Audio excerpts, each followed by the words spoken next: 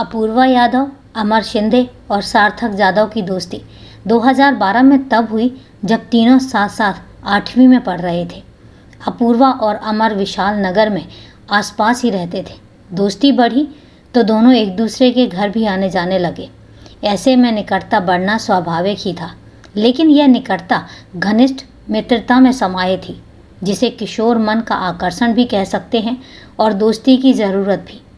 अपूर्वा, अमर और सार्थक की दोस्ती ऐसी गहराई कि तीनों पढ़ाई लिखाई की बातें भी शेयर करने लगे और टिफ़िन बॉक्स भी शेयर करने लगे। तीनों को हंसते खेलते देखकर कोई भी उनकी गहराई दोस्ती का अंदाज़ा लगा सकता था। तो दोस्तों, इतनी गहरी दोस्ती में आखिर किसकी नज़र लगी और क्या हुआ इस कहानी में, जानेंगे। लेकिन उससे पहले नमस्कार दोस्तों, क्राइम चैनल पर आपका स्वागत करती हूं और उम्मीद करती हूं कि आप सब लोग स्वस्थ होंगे, सुरक्षित होंगे। दोस्तों, कहानी में आगे बढ़ें उससे पहले अगर आपने अभी तक चैनल को सब्सक्राइब नहीं किया है या आप चैनल पर नए हैं तो सबसे पहले चैनल को सब्सक्राइब कर लीजिए और साथ ही साथ बेल आइकन प्रेस करना ना भूलें फर्दर नोटिफिकेशन के लिए। और इसके साथ ही कहानी में लास्ट तक बने रहें और कहानी के बारे में आपकी क्या राय है कमेंट करके ज़रूर बताएं। तो चले दोस्तों, आपका समय नहीं लेते हैं और हाँ, आपके कमेंट्स का जवाब आगे आने वाले वीडियोस में दिया जाएगा। तो चलिए दोस्तों, आज चलते हैं और जानते हैं कि आखिर पूरी कहानी है क्या। जब तक इन तीनों ने किशोरावस्था को पार किया तब तक दोस्ती यूं ही चलती रही, बिना किसी भेदभाव के। लेकिन यौवन की पहली सीढ़ी पर पहुंचते ही बहुत कुछ बदलने लगा। रंग, रूप और भावनाओं ही नहीं, और भी बहुत कुछ बदलने लगा। कुलांचे भरती उम्र ने लड़की और लड़कों के बीच एक अचिन्ही सी रेखा खींच दी। चाहो या ना चाहो, ऐसा होता ही है और यही समाज का नियम भी है। 12वीं तक पहुँचते पहुँचते जब तन मन और शरीर पर यौवन के रंग जमना शुरू हुए तो सार्थक ने महसूस किया कि वह अपूर्वा को प्यार करने लगा है। दोस्ती के बावजूद उसमें अपूर्वा से कुछ भी कहने की हिम्मत नहीं थी। इसलिए सार्थक जाधव ने दोस्त के कंधों का सहारा लिया। अमर शिंदे और अपूर्वा यादव करीबी दोस्त थे, एक दूसरे को समझने वाले थे। वैसे भी अमर अपूर्वा के व्यक्तित्व और सोच को जानता समझता था। उसने सार्थक से कहा, दोस्ती नज़दीकियाँ अलग बात है, पर हकीकत में अपूर्वा ऐसी लड़की नहीं है। मैं उसे अच्छी तरह से जानता हूँ। इसका जवाब भी मुझे मालूम है, इसलिए दोस्ती को दोस्ती तक ही रहने दे। लेकिन अमर की बात प्रेम रंग में डूबे सार्थक के पल्ले पड़ी ही नहीं। उसे बात ना मानते देखकर अमर ने कहा, भाई, प्यार का इजहार खुद किया जाता है। जो तू सोच रहा है वह गुजरे जमाने की बात है, जब प्रेमी प्रेमिका किसी अन्य के माध्यम से संदेश भिजवाया करते थे। सार्थक ने अमर से विनती करते हुए कहा, अमर, मैं पहले अपूर्वा के मन को टटोलना चाहता हूँ, जानना चाहता हूँ कि उसके मन में मेरे लिए कुछ है भी या नहीं। यह काम मैं बिना तेरी मदद के कर ही नहीं सकता। दोस्ती की खातिर अमर यह काम करने को तैयार हो गया। वह तैयार ही नहीं हुआ बल्कि मौका देखकर अपूर्वा से बातों बातों में उसकी सार्थक के मन की बात भी बता दी। लेकिन अपूर्वा ने कोई संतोषजनक उत्तर ना देकर बस इतना कहा कि सार्थक स्मार्ट भी है और दिल का सांप भी है। अमर ने जब यह बात सार्थक को बताई तो वह यह जानकर खुश हुआ कि कम से कम अपूर्वा के मन में उसके प्रति गुड फीलिंग तो है। प्यार का इजहार अब ना सही, फिर कभी हो जाएगा। लेकिन इससे पहले कि सार्थक अपने प्यार का इजहार कर पाता, 12वीं के बाद तीनों की राहें अलग अलग हो गईं। सार्थक इंजीनियरिंग की पढ़ाई के लिए औरंगाबाद चला गया, जबकि अमर ने लातूर के पॉलिटेक्निक कॉलेज में एडमिशन ले लिया। अपूर्वा डॉक्टर बनना चाहती थी, इसलिए उसने BA MS की पढ़ाई के लिए जामखंडी कर्नाटक के मेडिकल कॉलेज में दाखिला ले लिया। वह वहीं कॉलेज के हॉस्टल में रहने लगी थी। करियर के हिसाब से बात यहीं पर ख़त्म हो जानी चाहिए थी, लेकिन हुई नहीं। वैसे भी दिल की लगी इतनी आसानी से कहाँ ख़त्म होती है। तीनों दोस्त एक दूसरे से दूर हो गए थे। जगह बदल गई थी, माहौल बदल गया था। नई जगह, नए दोस्त, और इसके बावजूद अपूर्वा के प्रति सार्थक की चाहत नहीं बदली थी। वह अपूर्वा से मिलने कॉलेज आता जाता रहता था। अपूर्वा को उसका आना जाना अच्छा लगता था क्योंकि वह उसका दोस्त था। वह उससे पहले की तरह ही बातें करती थी, हंसती बोलती थी और उसका हालचाल भी पूछती थी। जब सार्थक के रेगुलर आने जाने से उसकी पढ़ाई में व्यवधान आने लगा तो वह सार्थक से पहले की तरह बात करने में कतराने लगी। जैसे जैसे समय बीतता गया सार्थक और अपूर्वा के बीच दूरियां बढ़ती रहीं। दूसरी ओर वक्त और ज़रूरत की मांग के हिसाब से मेडिकल कॉलेज में अपूर्वा के दोस्त बनते गए। उसके दोस्तों में मौली घोपल नाम का एक लड़का भी था जो अपूर्वा के काफ़ी करीब था और वह भी उसका वैसा ही करीबी दोस्त था जैसा सार्थक और अमर थे। हाँ, केवल स्थितियां जरूर बदल गई थीं। अमर के माध्यम से जब यह बात सार्थक को पता चली तो वह आपा खो बैठा। क्रोधावेश में वह जामखंडी मेडिकल कॉलेज जाकर अपूर्वा से मिला। निसंदेह अपूर्वा ने पहले जैसे रिश्तों की गर्माहट नहीं दिखाई। इस पर सार्थक ने उससे पूछा, क्या बात है अपूर्वा, तुम काफ़ी बदल गई हो। मुझसे मिलने में तुम्हारी कोई दिलचस्पी नहीं है। ऐसी कोई बात नहीं है सार्थक, अपूर्वा ने शांत भाव से कहा। यहाँ पढ़ाई का बोझ काफ़ी बढ़ गया है और इसलिए समय निकाल पाना भी बहुत मुश्किल हो जाता है।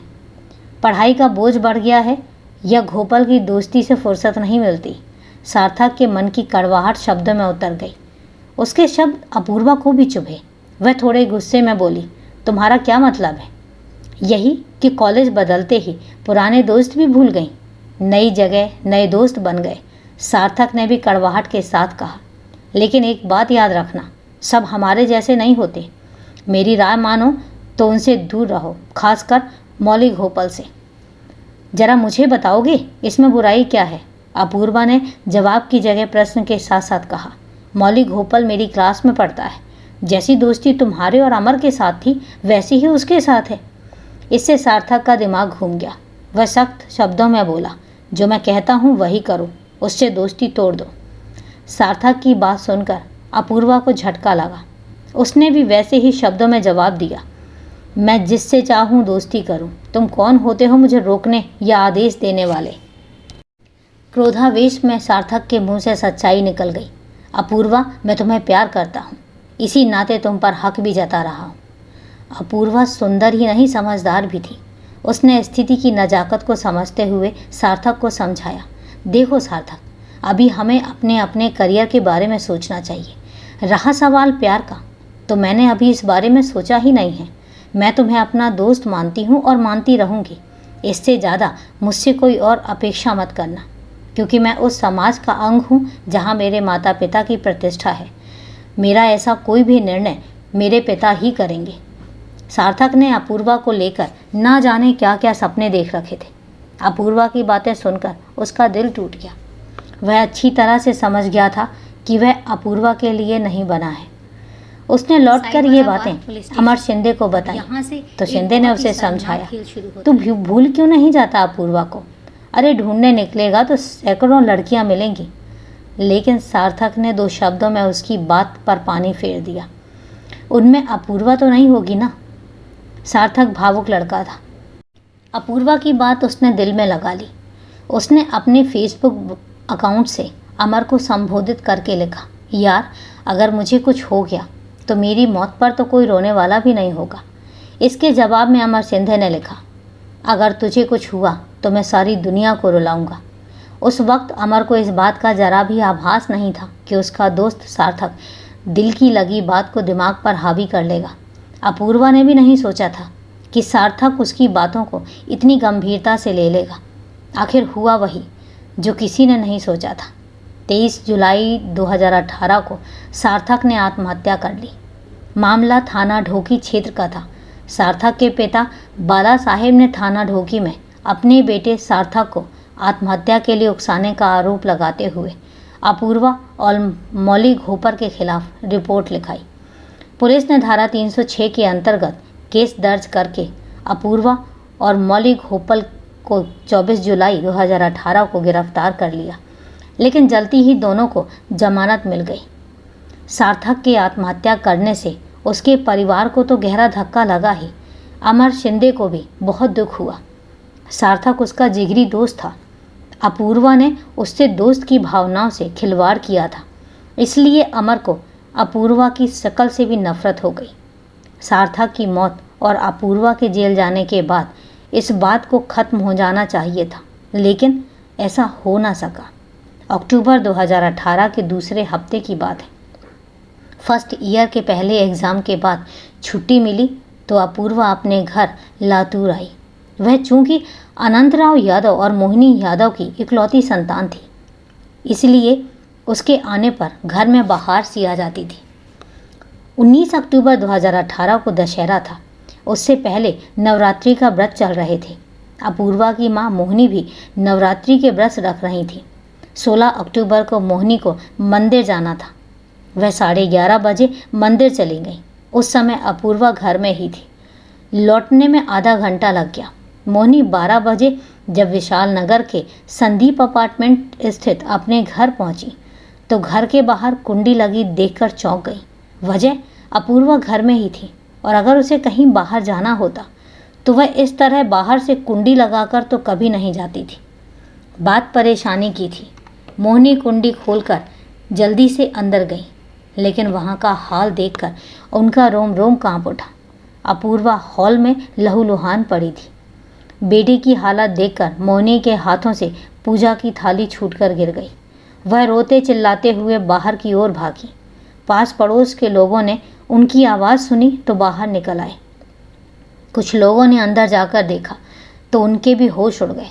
अपूर्वा के पिता अनंतराव उस दिन अपूर्वा की फीस भरने उसके जामखंडी कर्नाटक स्थित मेडिकल कॉलेज गए थे।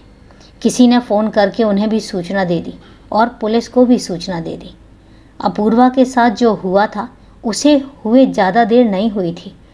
कुछ लोगों ने अपूर्वा की माँ मोहिनी को संभाला और कुछ लोग खून से लथपथ अपूर्वा को उठाकर पास के ही एक प्राइवेट अस्पताल में ले गए। लेकिन मामला चूंकि गंभीर अपराध से जुड़ा था, इसलिए अस्पताल ने अपूर्वा को सरकारी अस्पताल भेज दिया। सरकारी अस्पताल के डॉक्टरों ने देखने के बाद अपूर्वा को ब्रॉड डेड डिक्लेयर कर दिया। इसका मतलब अस्पताल में लाने से पहले ही अपूर्वा की मौत हो चुकी थी। अस्पताल से इस मामले की सूचना थाना MIDC को दे दी गई। सूचना मिलते ही सीनियर इंस्पेक्टर अशोक माली अपनी पुलिस टीम के साथ अस्पताल के लिए रवाना हो गए। उन्होंने अपने वरिष्ठ अधिकारियों और फॉरेंसिक टीम को भी सूचित कर दिया। अस्पताल जाकर इंस्पेक्टर अशोक माली ने डॉक्टरों से बयान लिए और अपूर्वा की डेड बॉडी का परीक्षण किया। अपूर्वा के गले, पेट और शरीर के अन्य कई हिस्सों पर गहरे घाव थे। निसंदेह उस पर किसी तेज धारदार वाले हथियार से वार किया गया था। ऐसा लगता था कि जैसे उस पर वार करने वाले को उससे गहरी नफरत हो। जो लोग अपूर्वा को अस्पताल लेकर आए थे, पुलिस ने उनसे भी पूछताछ की। इसके बाद उसके शव को पोस्टमार्टम के लिए मॉर्चरी भेज दिया गया।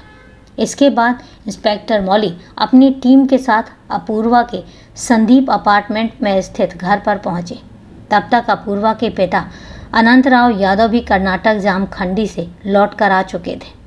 पुलिस टीम घटनास्थल का निरीक्षण कर ही रही थी कि SP राजेंद्र माने और क्राइम ब्रांच के DCP काका साहेब डोले भी आ गए।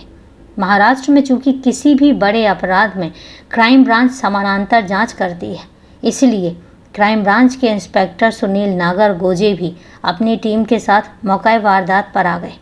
फॉरेंसिक टीम भी आ गई थी। सभी ने अपने अपने हिसाब से घटनास्थल का मुआयना किया। साथ ही पास पड़ोस के लोगों से भी पूछताछ की। अपूर्वा की मां मोहिनी और पिता अनंतराव यादव से भी पूछताछ की गई। पता चला कि घटनास्थल से अपूर्वा के गले की सोने की चेन और 2 मोबाइल गायब हैं। कमरे में काफ़ी सामान बिखरा हुआ था, जिससे आभास होता था कि मामला लूटपाट से जुड़ी हुई हत्या का हो सकता है। लेकिन टेबल पर रखा पानी का गिलास और चाय का प्याला इस थ्योरी को जुठला रहा था।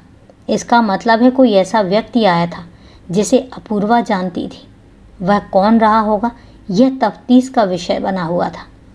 घटनास्थल की पूरी छानबीन के बाद इंस्पेक्टर अशोक माली और क्राइम ब्रांच की टीम अपने अपने ऑफिस लौट आई। इंस्पेक्टर माली अपूर्वा के पिता अनंतराव के साथ लेकर आए थे। उनकी ओर से पुलिस ने अज्ञात के विरुद्ध हत्या और लूटपाट का केस दर्ज कर लिया। केस दर्ज होने के बाद स्थानीय पुलिस और क्राइम ब्रांच ने अपने अपने ढंग से जांच की शुरुआत की। मामला चूंकि लातूर के पॉश एरिया में हुई हत्या और संभ्रांत समाज से जुड़ा था, इसलिए अधिकारी चाहते थे कि हत्यारा जल्दी से जल्दी गिरफ्त में आ जाए, क्योंकि ऐसा ना होने पर धरने और विरोध प्रदर्शन की आशंका थी। इस मामले पर एसपी राजेंद्र माने खुद नज़र रखे हुए थे। उन्होंने इस केस की तफ्तीश के लिए स्थानीय पुलिस और क्राइम ब्रांच की 2 टीमें बनाकर उन्हें अलग अलग काम सौंपे। इंस्पेक्टर अशोक माली ने अपूर्वा के पिता अनंत राव के संदेह जताने पर अपूर्वा, उसके फ्रेंड मौली घोपल और सार्थक के पिता बाला साहेब को हिरासत में लेकर पूछताछ शुरू की। दूसरी ओर क्राइम ब्रांच के इंस्पेक्टर सुनील नागर गोजे अपने सहायक इंस्पेक्टर सुनील रेजी तबाड़, नामदेव पाटिल और बालाजी जाधव के साथ अपूर्वा के नए पुराने दोस्तों और उनके फ़ोन नंबरों की कॉल डिटेल्स निकलवाकर छानबीन कर रहे थे। इस कवायद में उन्हें सफलता भी मिली। कॉल डिटेल से अपूर्वा का पुराना दोस्त अमर सिंधे पुलिस के रडार पर आ गया। उसने हत्या से 1 घंटे पहले अपूर्वा से फ़ोन पर बात की थी। इंस्पेक्टर अशोक माली ने अमर सिंधे को गिरफ्तार कर लिया। इसके साथ ही मौली घोपल और सार्थक के पिता बाला साहेब को क्लीन चिट दे दी। अमर सिंधे से जब क्राइम ब्रांच ने पूछताछ शुरू की तो अपूर्वा मर्डर केस परत दर परत खुलता चला गया। अमर ने अपूर्वा की हत्या की बात स्वीकार कर ली और यह भी बता दिया कि उसे अपूर्वा की मौत का कोई अफसोस ही नहीं है। अमर ने बताया कि उसने अपूर्वा को अपने दोस्त सार्थक की आत्मा को शांति पहुंचाने के लिए मौत के घाट उतारा था। अमर सिंधे को अपूर्वा के लातूर आने का पता था। वह चूंकि पड़ोस में रहता था और अपूर्वा और उसके घर पर नज़र रखे हुए था, इसलिए उसे पता था कि उसके पिता अनंतराव यादव जामखंडी स्थित उसके मेडिकल कॉलेज गए हैं। वह यह भी जानता था कि अपूर्वा की माँ नियत समय पर रोज़ मंदिर जाती हैं, इसलिए उसने वही समय चुना। इसके लिए उसने 1 घंटे पहले अपूर्वा को फ़ोन करके कहा था कि वह उससे मिलना चाहता है। अपूर्वा ने सोचकर अमर सिंधे को 12 बजे बुलाया था कि तब तक माँ आ जाएगी, लेकिन अमर सिंधे का इरादा कुछ और ही था, इसलिए वह 11 बजे ही आ गया। वह घर के आसपास खड़ा होकर अपूर्वा की माँ के जाने का इंतज़ार करने लगा। 11:30 बजे जब मोहिनी पूजा की थाली लेकर घर से बाहर चली गई तो अमर ने अपूर्वा के घर की घंटी बजा दी।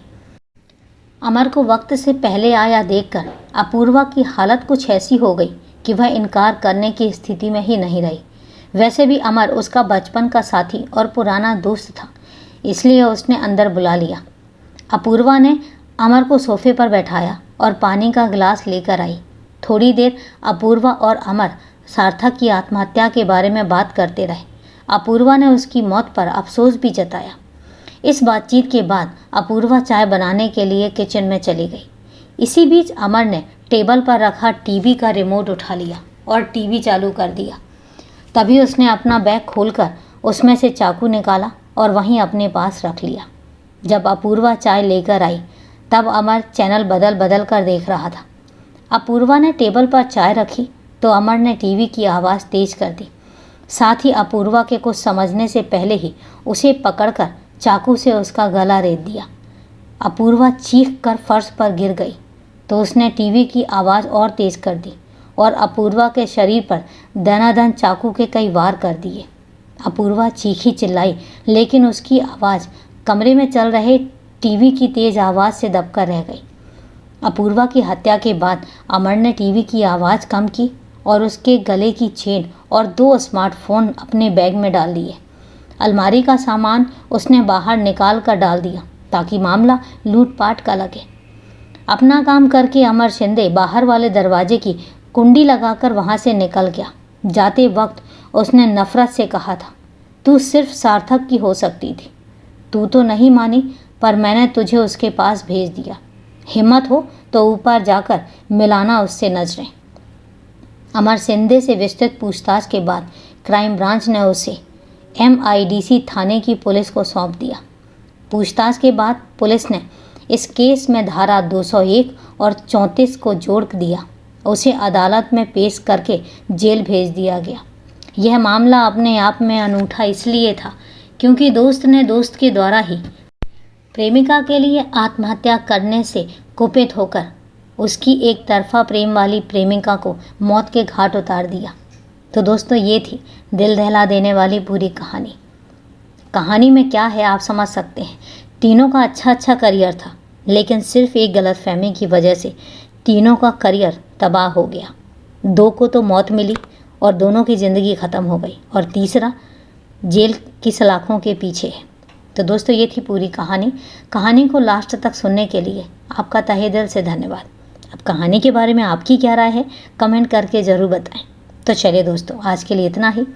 कल फिर मिलते हैं क्राइम की एक सच्ची कहानी के साथ। तब तक के लिए सेफ रहें, सुरक्षित रहें और अपना ध्यान रखें। जय हिंद दोस्तों, जय भारत।